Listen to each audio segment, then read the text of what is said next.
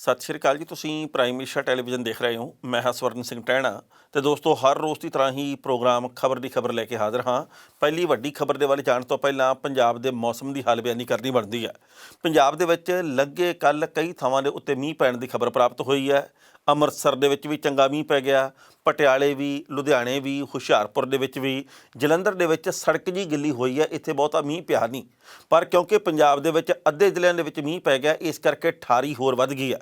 ਧੁੰਦ ਅਤੇ ਕੋਰਾ ਦਿਨ ਦੇ ਵੇਲੇ ਵੀ ਬਹੁਤਾ, ਰਾਤ ਦੇ ਵੇਲੇ ਤਾਂ ਹੋਣਾ ਹੀ ਆ। ਅਤੇ ਦਿੱਲੀ ਦੇ ਵਿੱਚ ਵੀ ਮੌਸਮ ਕਾਫੀ ਠੰਡਾ ਹੈਗਾ ਅਤੇ ਉਹਨਾਂ ਕਿਸਾਨਾਂ ਦੇ ਸਿਰੜ ਨੂੰ ਫਿਰ ਸਲਾਮ ਕਰਨੀ ਬਣਦੀ ਹੈ ਜਿਹੜੇ ਕਿ 33-34 ਦਿਨ ਬੀਤਣ ਦੇ ਬਾਵਜੂਦ ਉੱਥੇ ਡਟੇ ਹੋਏ ਆ। ਅਤੇ ਇੱਕ ਹੋਰ ਬੜੀ ਕਮਾਲ ਦੀ ਖਬਰ ਹੈ, ਕਿਉਂਕਿ ਭਾਰਤੀ ਕਿਸਾਨ ਯੂਨੀਅਨ ਉਗਰਾਹਾਂ ਦੇ ਜਿਹੜੇ ਮੈਂਬਰ ਆ ਜਾਂ ਜਿਹੜੇ ਹੋਰ ਵੱਖ-ਵੱਖ ਕਿਸਾਨ ਜਥੇਬੰਦੀਆਂ ਨਾਲ ਜੁੜੇ ਹੋਏ ਲੋਕ ਆ, ਉਹ ਵੱਡੀ ਗਿਣਤੀ ਦੇ ਵਿੱਚ ਉੱਥੇ ਹੋਰ ਪਹੁੰਚਣੇ ਸ਼ੁਰੂ ਹੋ ਚੁੱਕੇ ਆ।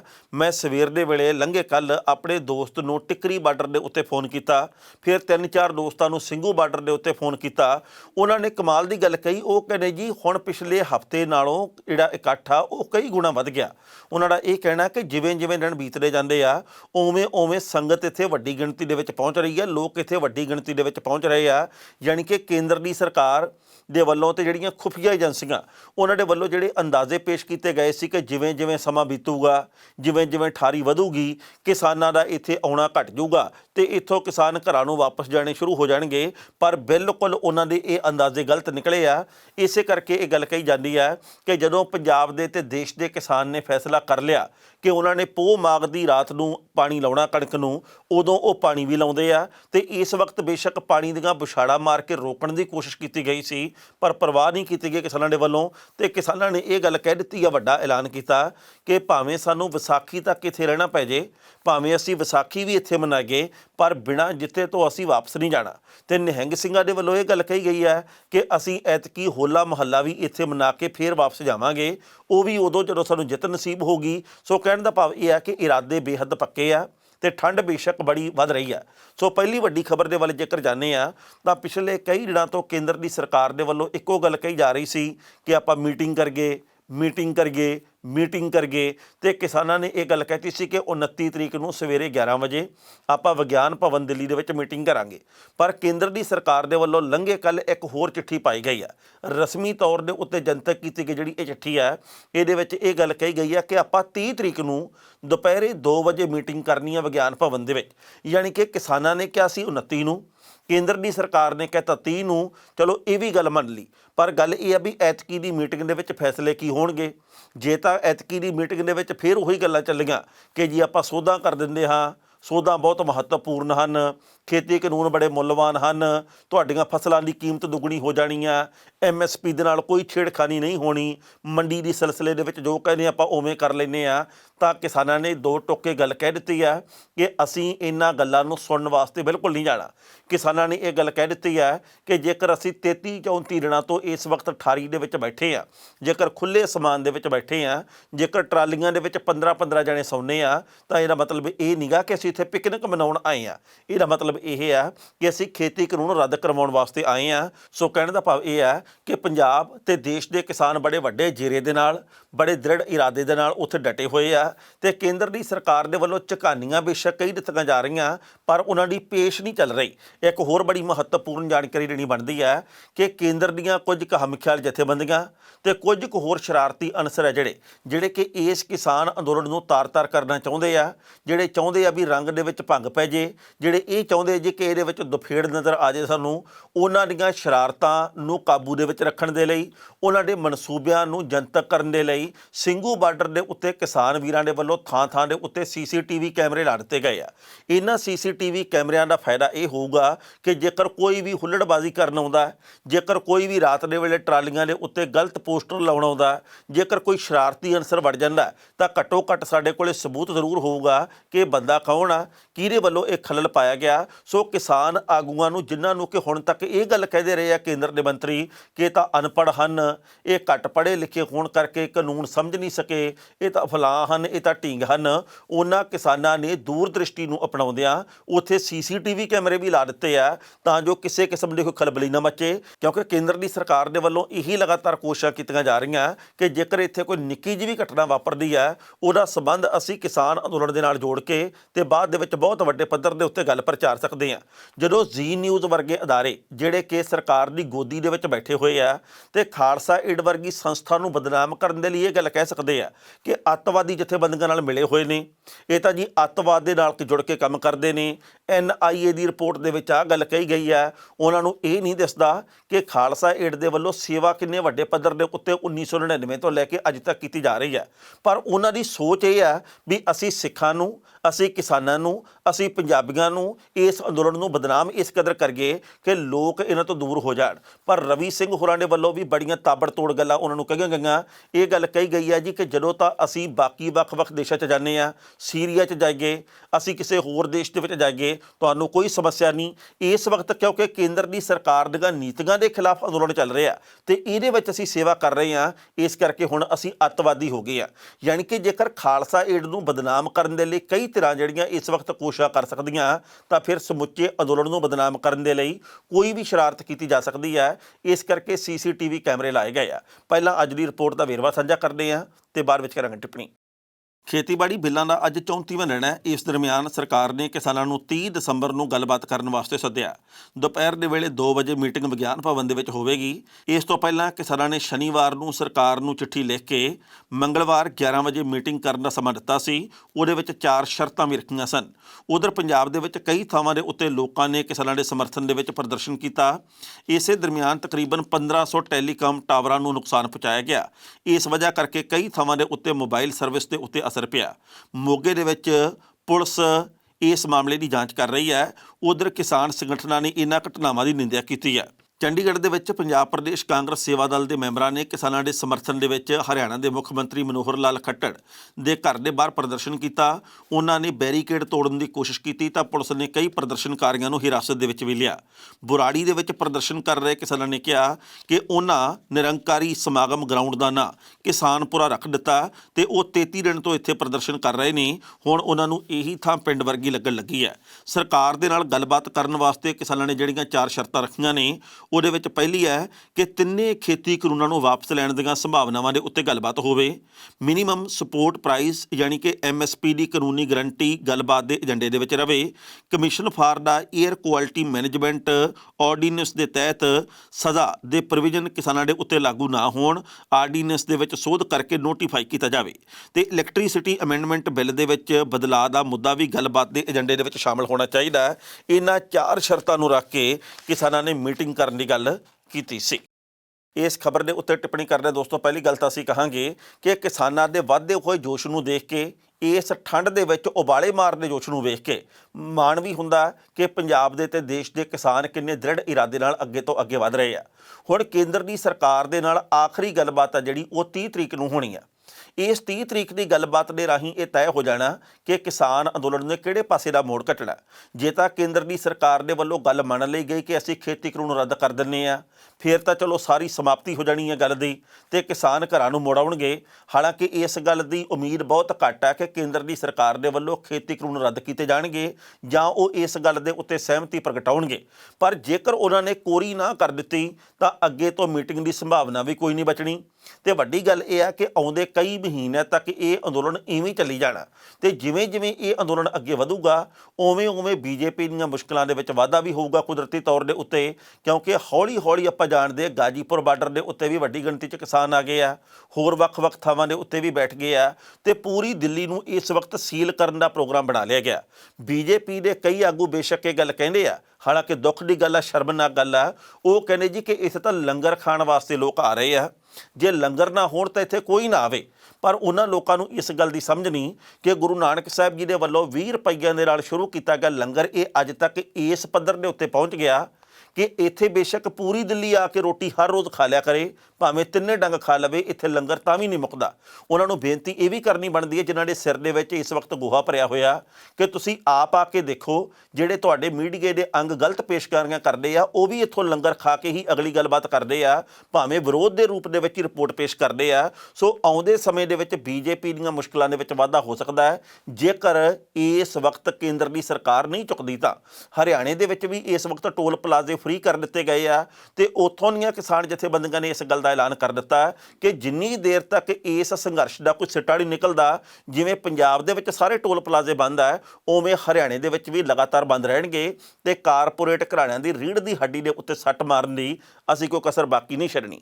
ਕਮਾਲ ਦੀ ਗੱਲ ਇਹ ਆ ਕਿ ਪੰਜਾਬ, ਹਰਿਆਣਾ ਤੇ ਹੋਰ ਵੱਖ-ਵੱਖ ਸੂਬਿਆਂ ਦੇ ਲੋਕਾਂ ਦੇ ਵੱਲੋਂ ਕੀਤੇ ਜਾ ਰਹੇ ਵਿਰੋਧ ਦੇ ਕਰਕੇ, ਅੰਬਾਨੀਆਂ ਤੇ ਅਡਾਨੀਆਂ ਦੇ ਸਮਾਨ ਦਾ ਕੀਤਾ ਜਾ ਰਿਹਾ ਬਾਈਕਾਟ ਦੇ ਕਰਕੇ ਇਸ ਵਕਤ ਮੁਕੇਸ਼ ਅੰਬਾਨੀ, ਜਿਹੜੇ ਕਿ ਰਿਲਾਇੰਸ ਗਰੁੱਪ ਦੇ ਆਪਾਂ ਜਾਣਦੇ ਚੇਅਰਮੈਨ ਆ, ਉਹ ਅਮੀਰਾਂ ਦੀ ਸੂਚੀ ਦੇ ਵਿੱਚ ਚੌਥੇ ਨੰਬਰ ਤੋਂ ਰਿੜ ਕੇ ਖਿਸਕ ਕੇ 11ਵੇਂ ਨੰਬਰ ਦੇ ਉੱਤੇ ਪਹੁੰਚ ਗਏ ਆ। ਪਹਿਲਾਂ ਇਹ ਗੱਲ ਕਹਿੰਦੇ ਸੀ ਕਈ ਭਾਜਪਾਈ ਨੇਤਾ ਤੇ ਬਹੁਤ ਵੱਡੇ ਜੋ ਉਦਯੋਗਿਕ ਘਰਾਣਿਆਂ ਨਾਲ ਜੁੜੇ ਹੋਏ ਲੋਕ ਆ ਕਿ ਪੰਜਾਬ ਇੱਕ ਸੂਬਾ, ਨਿੱਕਾ ਜਿਹਾ ਸੂਬਾ ਨਹੀਂ, ਇਹ ਨਿੱਕੀ ਜਿਹੀ ਸੂਬੀ ਆ, ਇੱਥੇ ਜੇਕਰ ਵਿਰੋਧ ਹੋ ਵੀ ਗਿਆ ਤਾਂ ਵੀ ਕੀ ਫਰਕ ਪੈਣਾ। ਪਰ ਇਸ ਵਕਤ ਫਰਕ ਇੰਨੇ ਕੁ ਵੱਡੇ ਪੱਧਰ ਦੇ ਉੱਤੇ ਪੈ ਗਿਆ ਕਿ ਕੁਝ ਕੁ ਦਿਨਾਂ ਦੇ ਵਿੱਚ ਹੀ ਚੌਥੇ ਤੋਂ 11ਵੇਂ ਨੰਬਰ ਦੇ ਉੱਤੇ ਮੁਕੇਸ਼ ਅੰਬਾਨੀ ਹੋਰੀ ਅਮੀਰਾਂ ਦੀ ਸੂਚੀ ਦੇ ਵਿੱਚ ਆ ਗਏ ਆ। ਤੇ ਜੇਕਰ ਇਹ ਵਿਰੋਧ ਪ੍ਰਦਰਸ਼ਨ ਇਵੇਂ ਜਾਰੀ ਰਿਹਾ, ਜਿਵੇਂ ਪੰਜਾਬ ਤੋਂ ਬਾਅਦ ਹੁਣ ਹਰਿਆਣੇ ਦੇ ਵਿੱਚ ਵੀ ਸਿਖਰ ਦੇ ਉੱਤੇ ਪਹੁੰਚ ਗਿਆ, ਹੌਲੀ ਪਤਾ ਲੱਗਾ ਉੱਤਰਾਖੰਡ, ਗੁਜਰਾਤ ਤੇ ਰਾਜਸਥਾਨ ਦੇ ਵਿੱਚ ਵੀ ਇਹ ਵਿਰੋਧ ਹੋਣਾ ਸ਼ੁਰੂ ਹੋ ਜਾਣਾ, ਤਾਂ ਉਹਦੇ ਨਾਲ ਇਹਨਾਂ ਦੇ ਕਾਰੋਬਾਰ ਦੇ ਉੱਤੇ ਬਹੁਤ ਵੱਡੇ ਪੱਧਰ ਦੇ ਉੱਤੇ ਸੱਟ ਵੱਜਣੀ ਆ। ਬੀਜੇਪੀ ਦੇ 2-3 ਨੇਤਾਵਾਂ ਦੀ ਗੱਲ ਮੈਨੂੰ ਜ਼ਾਤੀ ਤੌਰ ਦੇ ਉੱਤੇ ਬਹੁਤ ਮਾੜੀ ਲੱਗੀ ਆ। ਇੱਕ ਹੈਗੇ ਨੇ ਪੰਜਾਬ ਦੇ ਬੀਜੇਪੀ ਨੇਤਾ ਤੀਕਸ਼ਣ ਸੂਦ, ਉਹਨਾਂ ਨੇ ਇਹ ਗੱਲ ਕਹੀ ਆ ਕਿ ਇਸ ਵਕਤ ਜਿਹੜੇ ਦਿੱਲੀ ਵੱਲ ਜਾਂਦੇ ਲੋਕ ਆ, ਇਹ ਤਾਂ ਪਿਕਨਿਕ ਮਨਾਉਣ ਦੇ ਲਈ ਜਾ ਰਹੇ ਆ, ਇਹਨਾਂ ਦੇ ਮਨ ਦੇ ਵਿੱਚ ਕੋਈ ਕਿਸਾਨੀ ਦੀ ਬਾਤ ਹੈ ਨਹੀਂ ਗੀ, ਇਹ ਕਿਸਾਨ ਵੀ ਹੈ ਨਹੀਂਗੇ, ਇਹ ਤਾਂ ਅਸਲ ਦੇ ਵਿੱਚ ਬਿਠਾਏ ਗਏ ਆ। ਪਰ ਜਨਾਬ ਨੂੰ ਕੋਈ ਇਹ ਪੁੱਛਣ ਵਾਲਾ ਹੋਵੇ ਵੀ ਤੁਹਾਡੇ ਟੱਬਰ ਦੇ ਵਿੱਚੋਂ ਜਾਂ ਬੀਜੇਪੀ ਦੇ ਬਾਕੀ ਆਗੂਆਂ ਦੇ ਵਿੱਚੋਂ ਕਿੰਨੇ ਕੁ ਲੋਕ ਇਹੋ ਜਿਹੇ ਆ ਜਿਹੜੇ ਕਿ ਪੋਹ ਦੀਆਂ ਰਾਤਾਂ ਕੱਟਣ ਦੇ ਲਈ, ਪਿਕਨਿਕ ਮਨਾਉਣ ਦੇ ਲਈ ਟਰਾਲੀਆਂ ਦੇ ਵਿੱਚ ਸਵਾਰ ਹੋ ਕੇ ਕਿਤੇ ਜਾਂਦੇ ਆ। ਅਸੀਂ ਕਦਰ ਤਾਂ ਕੀ ਕਰਨੀ ਆ, ਅਸੀਂ ਇਹ ਤਾਂ ਕੀ ਕਹਿਣਾ ਵੀ ਭਾਈ ਜੇਕਰ ਤੁਸੀਂ ਬੈਠੇ ਆ ਤਾਂ ਅਸੀਂ ਆਪਣੇ ਮਸਲੇ ਦੇ ਉੱਤੇ ਵਿਚਾਰ ਕਰਾਂਗੇ, ਅਸੀਂ ਸਾਰੇ ਮਸਲੇ ਦਾ ਹੱਲ ਕੱਢਾਂਗੇ, ਅਸੀਂ ਚੜਾਉਣ ਦੀਆਂ ਕੋਸ਼ਿਸ਼ਾਂ ਕਰ ਰਹੇ ਹਾਂ ਤੇ ਬਾਅਦ ਦੇ ਵਿੱਚ ਇਹ ਵੀ ਗੱਲ ਕਹਿੰਦੇ ਵੀ ਸੁਲ੍ਹਾ ਸਫਾਈ ਦੀਆਂ ਕੋਸ਼ਿਸ਼ਾਂ ਕਰਦੇ ਆ। ਇੱਕ ਹੈਗੇ ਨੇ ਬੀਜੇਪੀ ਦੇ ਨੇਤਾ ਪੰਜਾਬ ਦੇ ਤਰਨਚੁੱਗ ਹੋਰੀ, ਉਹਨਾਂ ਨੇ ਕਿਹਾ ਜੀ ਕਿ ਇਹ ਤਾਂ ਅਰਬਨ ਨਕਸਲੀ ਆ, ਇਹ ਕਦੇ ਪਾਉਂਦੇ ਆ ਰੇਲ ਗੱਡੀਆਂ ਦੇ ਆਉਣ ਜਾਣ 'ਚ ਵਿਘਨ, ਕਦੇ ਪਾਉਂਦੇ ਜੀ ਸੜਕਾਂ ਦੇ ਉੱਤੇ ਬੈਠ ਕੇ ਵਿਘਨ, ਕਦੇ ਪਾਉਂਦੇ ਜੀ ਇਹ ਰਿਲਾਇੰਸ ਦੇ ਪੈਟਰੋਲ ਪੰਪਾਂ ਦੇ ਮੂਹਰੇ ਵਿਘਨ, ਕਦੇ ਕਹਿੰਦੇ ਜੀ ਅਸੀਂ ਰਿਲਾਇੰਸ ਦੇ ਅਸੀਂ ਟਾਵਰ ਪੱਟ ਦੇਣੇ ਆ, ਉਹਨਾਂ ਨੂੰ ਨੁਕਸਾਨ ਪਹੁੰਚਾਉਣਾ, ਇਹ ਅਰਬਨ ਨਕਸਲੀ ਹੈਗੇ ਆ। ਸੋ ਇੱਕ ਪਾਸੇ ਬੀਜੇਪੀ ਦੇ ਸੀਨੀਅਰ ਲੀਡਰਸ਼ਿਪ ਕਹਿੰਦੀ ਆ ਕਿ ਆਪਾਂ ਮਿਲ ਬੈਠ ਕੇ ਮੀਟਿੰਗ ਕਰਕੇ ਮਸਲੇ ਦਾ ਹੱਲ ਕੱਢੀਏ, ਦੂਜੇ ਪਾਸੇ ਆਰ ਲਾਉਣ ਵਾਲਿਆਂ ਦੇ ਵੱਲੋਂ ਵੀ ਕੋਈ ਕਸਰ ਨਹੀਂ ਬਾਕੀ ਛੱਡੀ ਜਾ ਰਹੀ। ਪਹਿਲਾਂ ਇਸ ਰਿਪੋਰਟ ਦਾ ਵੇਰਵਾ ਸਾਂਝਾ ਕਰਦੇ ਆ ਕਿ ਕਿੰਨੀਆਂ ਥਾਵਾਂ ਦੇ ਉੱਤੇ ਹੁਣ ਤੱਕ ਰਿਲਾਇੰਸ ਦੇ ਟਾਵਰਾਂ ਦਾ ਨੁਕਸਾਨ ਹੋ ਚੁੱਕਿਆ ਤੇ ਕੈਪਟਨ ਅਮਰਿੰਦਰ ਸਿੰਘ ਨੇ ਇਸ ਮੁਤਲਕ ਕੀ ਕਿਹਾ ਤੇ ਆਉਂਦੇ ਸਮੇਂ ਦੇ ਵਿੱਚ ਕੀ ਹੋ ਸਕਦਾ, ਤੇ ਬਾਅਦ ਦੇ ਵਿੱਚ ਕਰਾਂਗੇ ਟਿੱਪਣੀ। ਨਵੇਂ ਖੇਤੀ ਕਾਨੂੰਨਾਂ ਦੇ ਖਿਲਾਫ ਅੰਦੋਲਨ ਦਾ ਦੂਜਾ ਮਹੀਨਾ ਸ਼ੁਰੂ ਹੋ ਗਿਆ। ਇਸ ਦੌਰਾਨ ਪੰਜਾਬ ਦੇ ਕਈ ਇਲਾਕਿਆਂ ਦੇ ਵਿੱਚ ਕਿਸਾਨਾਂ ਵੱਲੋਂ ਮੋਬਾਈਲ ਟਾਵਰ ਤੋੜਨ ਦੇ ਮਾਮਲੇ ਸਾਹਮਣੇ ਆ ਰਹੇ ਨੇ। ਅੰਬਾਨੀ ਤੇ ਅਡਾਨੀ ਦੇ ਵਿਰੋਧ ਦੇ ਵਿੱਚ ਪੰਜਾਬ ਦੇ ਵਿੱਚ ਕਈ ਥਾਵਾਂ ਦੇ ਉੱਤੇ ਰਿਲਾਇੰਸ ਜੀਓ ਦੇ ਟਾਵਰਾਂ ਦਾ ਨੁਕਸਾਨ ਕੀਤਾ ਗਿਆ, ਜਿਸ ਕਰਕੇ ਦੂਰ ਸੰਚਾਰ ਸੰਪਰਕ ਦੀ ਵਿਵਸਥਾ ਦੇ ਉੱਤੇ ਅਸਰ ਪਿਆ। ਹੁਣ ਤੱਕ ਪੰਜਾਬ ਦੇ ਵਿੱਚ 1500 ਤੋਂ ਵੱਧ ਟਾਵਰ ਤੋੜੇ ਜਾ ਚੁੱਕੇ ਨੇ। ਪੰਜਾਬ ਦੇ ਮੁੱਖ ਮੰਤਰੀ ਕੈਪਟਨ ਅਮਰਿੰਦਰ ਸਿੰਘ ਵੀ ਕਿਸਾਨਾਂ ਨੂੰ ਇਹ ਸਭ ਨਾ ਕਰਨ ਦੀ ਅਪੀਲ ਕਰ ਚੁੱਕੇ ਨੇ, ਪਰ ਕਿਸਾਨਾਂ ਦੇ ਉੱਤੇ ਕੋਈ ਅਸਰ ਨਹੀਂ ਹੋਇਆ। ਪਿਛਲੇ ਤਕਰੀਬਨ 24 ਘੰਟਿਆਂ ਦੇ ਵਿੱਚ 175 ਤੋਂ ਵੱਧ ਦੂਰ ਸੰਚਾਰ ਟਾਵਰਾਂ ਦਾ ਨੁਕਸਾਨ ਕੀਤਾ ਗਿਆ। ਇਹਨਾਂ ਟਾਵਰਾਂ ਨੂੰ ਨੁਕਸਾਨ ਪਹੁੰਚਾਉਣ ਦੀ ਕਹਾਣੀ ਇਹ ਦੱਸੀ ਜਾ ਰਹੀ ਹੈ ਕਿ ਨਵੇਂ ਖੇਤੀ ਕਾਨੂੰਨਾਂ ਨਾਲ ਮੁਕੇਸ਼ ਅੰਬਾਨੀ ਤੇ ਗੌਤਮ ਅਡਾਨੀ ਵਰਗੇ ਉਦਯੋਗਪਤੀਆਂ ਨੂੰ ਲਾਭ ਹੋਵੇਗਾ। ਇਸੇ ਲਈ ਪੰਜਾਬ ਦੇ ਵਿੱਚ ਵੱਖ-ਵੱਖ ਥਾਵਾਂ ਦੇ ਉੱਤੇ ਰਿਲਾਇੰਸ ਜੀਓ ਦੇ ਟਾਵਰਾਂ ਦਾ ਨੁਕਸਾਨ ਕੀਤਾ ਜਾ ਰਿਹਾ। ਟਾਵਰਾਂ ਉੱਤੇ ਅਜਿਹੇ ਹਮਲਿਆਂ ਕਰਕੇ ਦੂਰ ਸੰਚਾਰ ਸੇਵਾਵਾਂ ਉੱਤੇ ਅਸਰ ਪੈ ਰਿਹਾ। ਪੁਲਿਸ ਵੱਲੋਂ ਕਥਿਤ ਤੌਰ ਦੇ ਉੱਤੇ ਕੋਈ ਕਾਰਵਾਈ ਨਾ ਕਰਨ ਦੇ ਕਰਕੇ ਇਹ ਸੇਵਾਵਾਂ ਬਹਾਲ ਕਰਨ ਦੇ ਵਿੱਚ ਸਮੱਸਿਆਵਾਂ ਦਾ ਸਾਹਮਣਾ ਕਰਨਾ ਪੈ ਰਿਹਾ। ਸੂਤਰਾਂ ਮੁਤਾਬਕ ਜਿਹੜੇ ਮੋਬਾਈਲ ਟਾਵਰਾਂ ਦਾ ਨੁਕਸਾਨ ਕੀਤਾ ਗਿਆ, ਉਹਦੇ ਵਿੱਚ ਵਧੇਰੇ ਕਰਕੇ ਜੀਓ ਤੇ ਦੂਰ ਸੰਚਾਰ ਸਨਅਤ ਦੇ ਸਾਂਝੇ ਬੁਨਿਆਦੀ ਢਾਂਚੇ ਦੀਆਂ ਸਹੂਲਤਾਂ ਨਾਲ ਜੁੜੇ ਹੋਏ ਨੇ। ਇਸ ਦਾ ਅਸਰ ਦੂਰ ਸੰਚਾਰ ਸੇਵਾਵਾਂ ਦੇ ਉੱਤੇ ਪਿਆ ਤੇ ਪੁਲਿਸ ਵੱਲੋਂ ਕੋਈ ਵੱਡੀ ਕਾਰਵਾਈ ਨਾ ਕੀਤੇ ਜਾਣ ਕਰਕੇ ਆਪਰੇਟਰਾਂ ਨੂੰ ਸੇਵਾਵਾਂ ਬਹਾਲ ਕਰਨ ਦੇ ਵਿੱਚ ਮੁਸ਼ਕਲ ਦਾ ਸਾਹਮਣਾ ਕਰਨਾ ਪਿਆ। ਇਸ ਖਬਰ ਦੇ ਉੱਤੇ ਟਿੱਪਣੀ ਕਰਦੇ ਦੋਸਤੋ, ਪਹਿਲੀ ਗੱਲ ਤਾਂ ਅਸੀਂ ਕਹਾਂਗੇ ਲੰਘੇ ਕੱਲ੍ਹ ਮੋਗਾ ਖੇਤਰ ਦੇ ਵਿੱਚ ਜਿਹੜੇ 4 ਨੌਜਵਾਨਾਂ ਦੇ ਵੱਲੋਂ ਜੀਓ ਦੇ ਟਾਵਰ ਦੇ ਵਿੱਚ ਲੱਗਾ ਹੋਇਆ ਬੈਟਰਾ ਜਿਹੜਾ ਕਿ ਬਿਜਲੀ ਸਪਲਾਈ ਕਰਨ ਦੇ ਨਾਲ ਸੰਬੰਧਿਤ ਸੀ, ਉਹਨੂੰ ਪੁੱਟਣ ਦੇ ਦੋਸ਼ ਦੇ ਵਿੱਚ ਹਿਰਾਸਤ ਦੇ ਵਿੱਚ ਲੈ ਲਿਆ ਗਿਆ। ਪੰਜਾਬ ਦੇ ਵਿੱਚ ਕੁਝ ਕੁ ਹੋਰ ਥਾਵਾਂ ਦੇ ਉੱਤੇ ਪੁਲਿਸ ਦੇ ਵੱਲੋਂ ਕਾਰਵਾਈ ਕਰਨ ਦੀਆਂ ਖਬਰਾਂ ਪ੍ਰਾਪਤ ਹੋ ਰਹੀਆਂ, ਪਰ ਲੰਘੇ ਕੱਲ ਪੰਜਾਬ ਬੀਜੇਪੀ ਦੇ ਕਈ ਨੇਤਾ ਜਿਹੜੇ ਉਹ ਡੀਜੀਪੀ ਨੂੰ ਮਿਲ ਕੇ ਆਏ ਆ। ਇਹ ਗੱਲ ਕਹੀ ਆ ਕਿ ਪੰਜਾਬ ਦੇ ਵਿੱਚ ਸਰਕਾਰ ਦੇ ਵੱਲੋਂ ਸ਼ਹਿ ਦੇ ਕੇ ਸਾਰਾ ਕੁਝ ਕਰਵਾਇਆ ਜਾ ਰਿਹਾ, ਬੀਜੇਪੀ ਦੇ ਨੇਤਾਵਾਂ ਨੂੰ ਥਾਂ ਥਾਂ ਦੇ ਉੱਤੇ ਘੇਰਾ ਪਵਾਇਆ ਜਾ ਰਿਹਾ, ਸਾਡੇ ਪ੍ਰੋਗਰਾਮਾਂ ਦੇ ਵਿੱਚ ਵਿਘਨ ਪਾਇਆ ਜਾ ਰਿਹਾ ਤੇ ਇੱਕ ਧਮਕੀ ਵੀ ਦਿੱਤੀ ਗਈ ਹੈ ਵੀ ਜੇਕਰ ਇਹ ਸਾਰਾ ਕੁਝ ਬੰਦ ਨਾ ਹੋਇਆ ਤਾਂ ਬੀਜੇਪੀ ਇਸ ਤੋਂ ਵੱਧ ਸਹਿਣ ਨਹੀਂ ਕਰੂਗੀ ਤੇ ਫਿਰ ਅਸੀਂ ਉੱਤਰ ਦੇਣਾ ਵੀ ਜਾਣਦੇ ਹਾਂ, ਫਿਰ ਅਸੀਂ ਆਪਣੇ ਤਰੀਕੇ ਨਾਲ ਉੱਤਰ ਵੀ ਦੇਵਾਂਗੇ। ਪਰ ਪੰਜਾਬ ਦੇ ਵਿੱਚ ਬੀਜੇਪੀ ਦੇ ਵੱਲੋਂ ਹਰ ਥਾਂ ਦੇ ਉੱਤੇ ਰੈਲੀਆਂ ਦਾ ਸਿਲਸਿਲਾ ਵੀ ਸ਼ੁਰੂ ਕੀਤਾ ਜਾਣਾ, ਇਹ ਜਾਣਕਾਰੀ ਲੰਘੇ ਕੱਲ ਮਦਨ ਮੋਹਨ ਮਿੱਤਲ ਦੇ ਵੱਲੋਂ ਦਿੱਤੀ ਗਈ ਹੈ। ਸੋ ਜਿਹੜੀ ਗੱਲ ਹੈਗੀ ਆ ਟਾਵਰਾਂ ਦੇ ਭੰਨਤੋੜ ਕਰਨ ਦੇ ਨਾਲ ਸੰਬੰਧਿਤ, ਮੈਂ ਜ਼ਾਤੀ ਤੌਰ ਦੇ ਉੱਤੇ ਇਹ ਨਹੀਂ ਚਾਹੁੰਦਾ, ਮੇਰਾ ਖਿਆਲ ਆ ਵੀ ਤੁਸੀਂ ਵੀ ਨਹੀਂ ਚਾਹੁੰਦੇ ਹੋਵੋਗੇ ਕਿ ਟਾਵਰਾਂ ਦੀ ਭੰਨਤੋੜ ਕੀਤੀ ਜਾਵੇ। ਅਸੀਂ ਇਹਨਾਂ ਨੂੰ ਬੰਦ ਕਰ ਸਕਦੇ ਹਾਂ, ਅਸੀਂ ਉਹਨਾਂ ਦੇ ਜੀਓ ਦੇ ਜਿਹੜੇ ਨੰਬਰ ਆ ਉਹਨਾਂ ਨੂੰ ਪੋਰਟ ਕਰਵਾ ਸਕਦੇ ਹਾਂ, ਅਸੀਂ ਉਹਨਾਂ ਨੂੰ ਆਰਥਿਕ ਤੌਰ ਦੇ ਉੱਤੇ ਤੋੜ ਸਕਦੇ ਹਾਂ ਸਾਰੇ ਸਮਾਨ ਦਾ ਬਾਈਕਾਟ ਕਰਕੇ। ਅਸੀਂ ਰਿਲਾਇੰਸ ਦੇ ਸ਼ੋਰੂਮ ਬੰਦ ਕਰਵਾਏ ਆ, ਕਿਸਾਨਾਂ ਨੇ ਇਸ ਵਕਤ ਰਿਲਾਇੰਸ ਦੇ ਪੈਟਰੋਲ ਪੰਪ ਬੰਦ ਕਰਵਾਏ ਆ, ਜਿਹੜੇ ਵੀ ਇਹਨਾਂ ਦੇ ਛੋਟੇ ਵੱਡੇ ਹੋਰ ਕਾਰੋਬਾਰ ਆ ਉਹ ਬੰਦ ਕਰਵਾਉਣ ਦੀ ਕੋਸ਼ਿਸ਼ ਕੀਤੀ ਜਾ ਰਹੀ ਹੈ। ਪਰ ਕਿਸੇ ਵੀ ਸਰਕਾਰੀ ਜਾਂ ਗੈਰ ਸਰਕਾਰੀ ਜਾਇਦਾਦ ਦਾ ਨੁਕਸਾਨ ਸਾਨੂੰ ਨਹੀਂ ਕਰਨਾ ਚਾਹੀਦਾ, ਕਿਉਂਕਿ ਫਿਰ ਜੇਕਰ ਕਾਨੂੰਨੀ ਕਾਰਵਾਈ ਦੇ ਵਿੱਚ ਅਸੀਂ ਉਲਝ ਗਏ ਤਾਂ ਨੁਕਸਾਨ ਸਾਡਾ ਨਿੱਜੀ ਤੌਰ ਦੇ ਉੱਤੇ ਹੋਣਾ।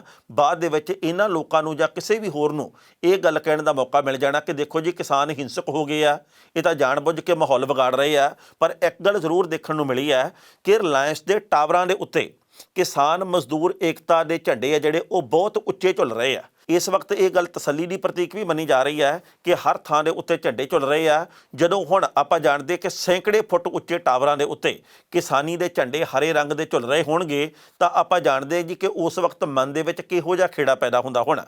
ਪਰ ਇਸ ਗੱਲ ਦਾ ਜ਼ਰੂਰ ਖਿਆਲ ਰੱਖਣਾ ਚਾਹੀਦਾ ਕਿ ਅਸੀਂ ਭੰਨ ਤੋੜ ਨਹੀਂ ਕਰਨੀ, ਅਸੀਂ ਵਿਰੋਧ ਕਰਨਾ, ਅਸੀਂ ਹਿੰਸਕ ਨਹੀਂ ਹੋਣਾ, ਕਿਉਂਕਿ ਜੇਕਰ ਕਿਸਾਨ ਅੰਦੋਲਨ ਦੇ ਉੱਤੇ ਇਹ ਠੱਪਾ ਲੱਗ ਗਿਆ ਕਿ ਇਹਨਾਂ ਦੇ ਵੱਲੋਂ ਹਿੰਸਕ ਵਰਤਾਰਾ ਅਪਣਾਇਆ ਜਾਂਦਾ ਤਾਂ ਸਾਡੀ ਕੀਤੀ ਕਰਾਈ ਹੁਣ ਤੱਕ ਦੀ ਸਾਰੀ ਖੂਹ ਖਾਤੇ ਨਾ ਪੈ ਜੇ। ਇਸ ਗੱਲ ਦੇ ਵੱਲ ਖਾਸ ਖਿਆਲ ਰੱਖਣਾ ਚਾਹੀਦਾ। ਭਾਰਤ ਦੇ ਖੇਤੀਬਾੜੀ ਮੰਤਰੀ ਨਰਿੰਦਰ ਸਿੰਘ ਤੋਮਰ ਦੇ ਵੱਲੋਂ ਇੱਕ ਵਾਰ ਫਿਰ ਬਿਆਨ ਦਿੱਤਾ ਗਿਆ ਜਦੋਂ ਉਹਨਾਂ ਨੇ ਚਿੱਠੀ ਲਿਖੀ ਤੇ ਇਹ ਗੱਲ ਕਹੀ ਕਿ ਆਪਾਂ 30 ਤਰੀਕ ਨੂੰ ਮੀਟਿੰਗ ਕਰਦੇ ਹਾਂ। ਉਸ ਤੋਂ ਬਾਅਦ ਉਹਨਾਂ ਨੇ ਕੁਝ ਕੁ ਮਨ ਦੇ ਵਲਵਲੇ ਵੀ ਜ਼ਾਹਰ ਕੀਤੇ ਆ। ਉਹ ਕਹਿੰਦੇ ਜੀ ਬੜੀ ਸੋਚੀ ਸਮਝੀ ਸਾਜ਼ਿਸ਼ ਦੇ ਤਹਿਤ ਜਿਹੜੀ ਝੂਠ ਦੀ ਕੰਧ ਖੜੀ ਕੀਤੀ ਗਈ ਹੈ, ਇਸ ਕੰਧ ਨੇ ਬਹੁਤ ਛੇਤੀ ਡਿੱਗ ਪੈਣਾ ਤੇ ਜਿਹੜੇ ਵੀ ਲੋਕਾਂ ਨੇ ਗੁੰਮਰਾਹ ਕੀਤਾ ਕਿਸਾਨਾਂ ਨੂੰ, ਇਹਨਾਂ ਕਿਸਾਨਾਂ ਨੂੰ ਅਸਲੀਅਤ ਦਾ ਪਤਾ ਲੱਗ ਜਾਣਾ। ਸੋ ਉਹਨਾਂ ਨੇ ਆਪਣੇ ਵਲਵਲੇ ਫਿਰ ਉਸੇ ਰੂਪ ਦੇ ਵਿੱਚ ਪ੍ਰਗਟ ਕੀਤੇ ਜਿਵੇਂ ਕਿ ਸ਼ੁਰੂ ਤੋਂ ਕਰਦੇ ਆ ਰਹੇ ਆ। ਉਹਨਾਂ ਦੀ ਨਜ਼ਰ ਦੇ ਵਿੱਚ ਝੂਠ ਦੀ ਕੰਧ ਵੀ ਖੜੀ ਹੋਈ ਹੈ, ਇਹ ਗਿਣ ਮਿੱਥ ਕੇ ਖੜੀ ਕੀਤੀ ਗਈ ਹੈ। ਇਹ ਕੰਧ ਬਹੁਤ ਛੇਤੀ ਡਿੱਗ ਵੀ ਪੈਣੀ ਹੈ ਤੇ ਉਹ ਲੋਕ ਆ ਜਿਹੜੇ ਉਹ ਨੰਗੇ ਹੋ ਜਾਣੇ ਆ ਜਿਹੜੇ ਲੋਕਾਂ ਦੇ ਵੱਲੋਂ ਇਹ ਸਾਰਾ ਕੁਝ ਕੀਤਾ ਗਿਆ। ਇਹ ਸਾਰਾ ਕੁਝ ਉਹ ਕਿਉਂ ਸੋਚਦੇ ਆ, ਕਿਹੜੇ ਬਿਨਾਹ ਦੇ ਉੱਤੇ ਸੋਚਦੇ ਆ, ਇਹਦੇ ਬਾਬਤ ਆਪਾਂ ਜਾਣਦੇ ਆ ਜਾਂ ਕਹਿ ਦਈਏ ਵੀ ਇਹਦੇ ਉੱਤੇ ਟਿੱਪਣੀ ਕਰੀਏ ਜਾਂ ਨਾ ਕਰੀਏ, ਸਭ ਨੂੰ ਸਾਰਾ ਕੁਝ ਪਤਾ ਹੀ ਹੈ। ਪਰ ਇੱਕ ਗੱਲ ਜ਼ਰੂਰ ਹੈ ਕਿ ਝੂਠ ਦੀ ਕੰਧ ਜੇਕਰ ਡਿੱਗਣੀ ਹੁੰਦੀ ਤਾਂ ਇਹ ਹੁਣ ਤੱਕ ਡਿੱਗ ਪੈਣੀ ਸੀ, ਪਰ ਕਿਉਂਕਿ ਇਹ ਸੱਚ ਤੇ ਹੱਕ ਦੀ ਕੰਧ ਹੈ ਇਸ ਕਰਕੇ ਹੋਰ ਉੱਚੀ ਹੁੰਦੀ ਜਾ ਰਹੀ ਹੈ। ਇਹ ਇੰਨੀ ਉੱਚੀ ਨਹੀਂ ਹੋਣ ਦੇਣੀ ਚਾਹੀਦੀ ਕਿ ਕੇਂਦਰ ਦੀ ਸਰਕਾਰ ਦੀ ਗੱਲ ਉਧਰਲੇ ਪਾਸਿਓਂ ਇੱਧਰ ਨਾ ਸੁਣੇ ਤੇ ਇਧਰਲੇ ਪਾਸਿਓਂ ਕਹੀ ਗਈ ਗੱਲ ਪਰਲੇ ਪਾਰ ਨਾ ਜਾਵੇ। ਤੇ ਵੈਸੇ ਪ੍ਰਧਾਨ ਮੰਤਰੀ ਨਰਿੰਦਰ ਮੋਦੀ ਵੀ ਇਹ ਗੱਲ ਕਹਿੰਦੇ ਆ ਕਿ ਕੁਝ ਕੁ ਲੋਕਾਂ ਨੇ ਗੁੰਮਰਾਹ ਕੀਤਾ ਇਸ ਅੰਦੋਲਨ ਨੂੰ, ਕੁਝ ਕੁ ਲੋਕਾਂ ਨੇ ਕਿਸਾਨਾਂ ਨੂੰ ਗੁੰਮਰਾਹ ਕਰਕੇ ਤੇ ਆਪਣੇ ਹੱਕ ਦੇ ਵਿੱਚ ਵਰਤ ਲਿਆ। ਕਈ ਲੋਕ ਕਿਸਾਨਾਂ ਦੇ ਮੋਢੇ ਦੇ ਉੱਤੇ ਰੱਖ ਕੇ ਨਿਸ਼ਾਨੇ ਵਿੰਨ ਰਹੇ ਆ। ਪਰ ਜਦੋਂ ਉਹ ਇਹ ਗੱਲਾਂ ਕਹਿੰਦੇ ਆ ਉਦੋਂ ਉਹਨਾਂ ਨੂੰ ਆਪਣੇ YouTube ਦੇ ਉੱਤੇ ਮਨ ਕੀ ਬਾਤ ਪ੍ਰੋਗਰਾਮ ਦੇ ਵਿਊ ਦੇਖਣੇ ਚਾਹੀਦੇ ਆ। ਉਹਨਾਂ ਦੇ ਵਿਊ ਕਿੰਨੇ ਆ ਤੇ ਲਾਈਕ ਤੇ ਡਿਸਲਾਈਕ ਕਿੰਨੇ ਆ। ਉਹ ਕਹਿੰਦੇ ਜੀ ਇੱਕ ਇਲਾਕੇ ਦੇ ਲੋਕ ਵਿਰੋਧ ਕਰ ਰਹੇ ਆ, ਪਰ ਜਿਹੜੇ ਕੱਲ ਉਹਨਾਂ ਨੇ ਮਨ ਕੀ ਬਾਤ ਪੇਸ਼ ਕੀਤੀ ਆ ਡਿਸਲਾਈਕ ਇੰਨੇ ਕਾ ਕਿ ਲਾਈਕ ਉਹਦੇ ਬੁਰੇ ਬਹੁਤ ਬਾਉਣੇ ਆ। ਜੇਕਰ ਉਹਨਾਂ ਦੇ ਕੁੱਲ ਕਮੈਂਟਾਂ ਨੂੰ ਪੜ੍ਹ ਗਏ ਤਾਂ ਉਹਦੇ ਵਿੱਚ 97% ਆ ਜਿਹੜੇ ਉਹ ਬੀਜੇਪੀ ਨੂੰ ਅਪਸ਼ਬਦਾਂ ਵਾਲੇ ਆ। ਸੋ ਇਸ ਕਰਕੇ ਆਪਾਂ ਨੂੰ ਕੰਧ ਦੇ ਉੱਤੇ ਲਿਖਿਆ ਪੜ੍ਹਨਾ ਚਾਹੀਦਾ। ਪਹਿਲਾਂ ਤੋਮਰ ਸਾਹਿਬ ਦੀਆਂ ਗੱਲਾਂ ਤੇ ਬਾਅਦ ਵਿੱਚ ਕਰਾਂਗੇ ਵੇਰਵਾ ਸਾਂਝਾ ਟਿੱਪਣੀ ਦੇ ਰੂਪ ਦੇ ਵਿੱਚ। ਖੇਤੀਬਾੜੀ ਮੰਤਰੀ ਨਰਿੰਦਰ ਸਿੰਘ ਤੋਮਰ ਨੇ ਕਿਹਾ ਕਿ ਨਵੇਂ ਖੇਤੀਬਾੜੀ ਕਾਨੂੰਨਾਂ ਦੇ ਖਿਲਾਫ ਕਿਸਾਨਾਂ ਵਿੱਚ ਯੋਜਨਾਬੱਧ ਤਰੀਕੇ ਨਾਲ ਝੂਠ ਦੀ ਕੰਧ ਖੜੀ ਕੀਤੀ ਗਈ ਹੈ। ਇਹ ਬਹੁਤੀ ਦੇਰ ਨਹੀਂ ਖੜੀ ਰਹੇਗੀ ਤੇ ਪ੍ਰਦਰਸ਼ਨਕਾਰੀ ਕਿਸਾਨਾਂ ਨੂੰ ਜਲਦੀ ਹੀ ਸੱਚਾਈ ਦਾ ਅਹਿਸਾਸ ਹੋਵੇਗਾ। ਮੰਤਰੀ ਨੇ ਕਿਹਾ ਕਿ ਉਹਨਾਂ ਨੂੰ ਉਮੀਦ ਹੈ ਕਿ ਡੈਡਲੋਕ ਦਾ ਹੱਲ ਜਲਦ ਹੀ ਲੱਭ ਲਿਆ ਜਾਵੇਗਾ। 1 ਮਹੀਨੇ ਤੋਂ ਵੀ ਵੱਧ ਸਮੇਂ ਤੋਂ ਪੰਜਾਬ, ਹਰਿਆਣਾ ਤੇ ਯੂਪੀ ਸਮੇਤ ਦੇਸ਼ ਦੇ ਵੱਖ-ਵੱਖ ਹਿੱਸਿਆਂ ਦੇ ਕਿਸਾਨ ਤਿੰਨੇ ਨਵੇਂ ਖੇਤੀਬਾੜੀ ਕਾਨੂੰਨਾਂ ਨੂੰ ਵਾਪਸ ਲੈਣ ਦੀ ਮੰਗ ਨੂੰ ਲੈ ਕੇ ਦਿੱਲੀ ਦੀਆਂ ਹੱਦਾਂ ਦੇ ਉੱਤੇ ਡਟੇ ਹੋਏ ਨੇ। ਉਹਨਾਂ ਨੇ ਚੇਤਾਵਨੀ ਦਿੱਤੀ ਹੈ ਕਿ ਜੇਕਰ ਆਉਣ ਵਾਲੇ ਦਿਨਾਂ ਦੇ ਵਿੱਚ ਉਹਨਾਂ ਦੀਆਂ ਮੰਗਾਂ ਪੂਰੀਆਂ ਨਾ ਹੋਈਆਂ ਤਾਂ ਆਪਣੇ ਅੰਦੋਲਨ ਨੂੰ ਹੋਰ ਤਿੱਖਾ ਕਰਨਗੇ। ਆਪਾਂ ਜਾਣਦੇ ਹਾਂ ਕਿ ਹੁਣ ਤੱਕ ਕੇਂਦਰ ਤੇ ਕਿਸਾਨ ਜਥੇਬੰਦੀਆਂ ਦਰਮਿਆਨ ਰਸਮੀ ਗੱਲਬਾਤ ਦੇ 5 ਗੇੜ ਪੂਰੇ ਹੋ ਚੁੱਕੇ ਨੇ ਜੋ ਬੇਸਟਾ ਰਹੇ। ਰੁਕਾਵਟ ਨੂੰ ਖਤਮ ਕਰਨ ਦੇ ਲਈ ਕੇਂਦਰ ਦੇ ਵੱਲੋਂ ਵਾਰ-ਵਾਰ ਗੱਲਬਾਤ ਵਾਸਤੇ ਕਿਹਾ ਗਿਆ, ਪਰ ਕਿਸਾਨਾਂ ਦੇ ਨਾਲ ਹੁਣ 30 ਤਰੀਕ ਦੀ ਗੱਲਬਾਤ ਤੈਅ ਹੋਈ ਹੈ। ਇਸ ਮੀਟਿੰਗ ਦੇ ਵਿੱਚੋਂ ਕੀ ਨਿਕਲਦਾ ਇਹ ਵਕਤ ਬਿਆਨ ਕਰੇਗਾ। ਇਸ ਖਬਰ ਦੇ ਉੱਤੇ ਟਿੱਪਣੀ ਕਰਨਾ ਦੋਸਤੋ, ਪਹਿਲੀ ਗੱਲ ਤਾਂ ਅਸੀਂ ਕਹਾਂਗੇ ਨਾ ਤਾਂ ਕਿਸੇ ਕਿਸਾਨ ਦਾ ਚਿੱਤ ਕਰਦਾ ਕਿ ਉਹ ਠਾਰੀ ਦੇ ਵਿੱਚ ਆਪਣੇ ਨਿੱਕੇ ਨਿਆਣਿਆਂ ਨੂੰ ਛੱਡ ਕੇ ਘਰ-ਬਾਰ ਛੱਡ ਕੇ ਸੜਕ ਦੇ ਉੱਤੇ ਬੈਠੇ, ਤੇ ਨਾ ਹੀ ਮੇਰਾ ਖਿਆਲ ਆ ਵੀ ਕਿਸੇ ਦਾ ਇਸ ਗੱਲ ਦੇ ਉੱਤੇ ਦ੍ਰਿੜਤਾ ਦੇ ਨਾਲ ਜ਼ਿੱਦ ਕਰਨ ਨੂੰ ਜਾਂ ਮੰਗ ਦੇ ਉੱਤੇ ਅੜੇ ਰਹਿਣ ਨੂੰ ਮਨ ਕਰਦਾ ਕਿ ਅਸੀਂ ਵਿਸਾਖੀ ਵੀ ਇੱਥੇ ਮਨਾਉਣੀ ਆ। ਹਰ ਬੰਦੇ ਦੀ ਵਕਤ ਦੀ ਕੀਮਤ ਆ। ਕੋਈ ਬੰਦਾ ਇਹ ਨਹੀਂ ਚਾਹੁੰਦਾ ਕਿ ਮੈਂ ਇਸ ਵਕਤ ਬਗਾਨੀ ਥਾਂ ਦੇ ਉੱਤੇ ਜਾ ਕੇ ਤੇ ਦਿਨ ਰਾਤ ਬਸਰ ਕਰਾਂ। ਲੋਕ ਮਰ ਵੀ ਰਹੇ ਆ, ਖੁਦਕੁਸ਼ੀਆਂ ਵੀ ਹੋ ਰਹੀਆਂ। ਹੁਣ ਵਕੀਲ ਦੇ ਵੱਲੋਂ ਵੀ ਖੁਦਕੁਸ਼ੀ ਕੀਤੀ ਗਈ ਹੈ। ਹੁਣ ਕੇਂਦਰ ਦਾ ਕੋਈ ਮੰਤਰੀ ਇਹ ਨਾ ਗੱਲ ਕਹਿ ਦੇਵੇ ਕਿ ਕਿਸਾਨਾਂ ਨੂੰ ਤਾਂ ਕਾਨੂੰਨ ਦੀ ਸਮਝ ਹੈ ਹੀ ਨਹੀਂ ਸੀ, ਵਕੀਲ ਵੀ ਕਾਨੂੰਨ ਨੂੰ ਸਮਝ ਨਹੀਂ ਸਕੇ।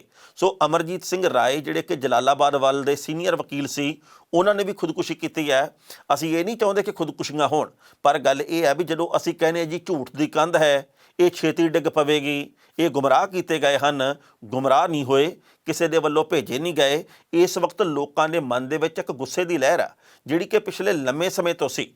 ਬੀਜੇਪੀ ਨੇ ਚੰਮਦੀਆਂ ਚਲਾਈਆਂ, ਹੁਣ ਕਿਸਾਨ ਇਹ ਚਾਹੁੰਦੇ ਜੀ ਕਿ ਇਹ ਸਾਰਾ ਕੁਝ ਖਤਮ ਕਰ ਦਿੱਤਾ ਜਾਵੇ, ਇਹ ਬੰਦ ਕਰ ਦਿੱਤਾ ਜਾਵੇ ਜਾਂ ਬੰਦ ਕਰਵਾ ਦਿੱਤਾ ਜਾਵੇ। ਇਸ ਕਰਕੇ ਇਸ ਵਕਤ ਮੰਗਾਂ ਮੰਨਣ ਦੀ ਜ਼ਰੂਰਤ ਹੈ, ਨਾ ਕਿ ਇਕੱਲੇ ਪ੍ਰਵਚਨ ਕਰਨ ਦੀ ਜਾਂ ਸਮਝਾਉਣੀਆਂ ਦੇਣ ਦੀ ਜ਼ਰੂਰਤ ਹੈ।